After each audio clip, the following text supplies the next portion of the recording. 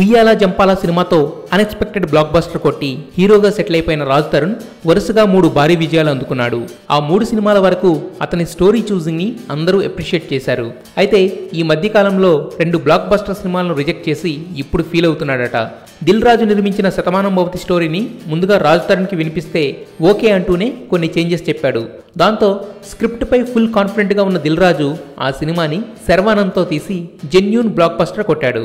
ఇక 2 తెలుగు రాష్ట్రాల్లో యుఎస్లోనూ collections కుమ్మేస్తున్న hit range నుండి సూపర్ హిట్ రేంజ్కి తాజాగా బ్లాక్ బస్టర్ మార్క్ని టచ్ చేస్తున్న నేను లోకల్ స్క్రిప్ట్ కూడా ముందు రాజ్ తరుణ్కే వినిపించారు. కానీ దాన్ని కూడా రిజెక్ట్ చేశాడు. ఈ 2 సినిమాలను వదులుకోవడం కూడా ఓకే, కానీ 2 దిల్ రాజు సినిమాలు కావడం విశేషం. అయితే రాజ్ తరుణ్ వదులుకున్న మరో సినిమా వంశీ తీస్తున్న fashion designer son of ladies tailor. ఒకవేళ అది కూడా హిట్ అయితే రాజ్ తరుణ్ రిజెక్ట్ చేసిన ప్రతి సినిమా సూపర్ హిట్ అనే కొత్త సెంటిమెంట్ క్రియేట్ అవ్వడం ఖాయం.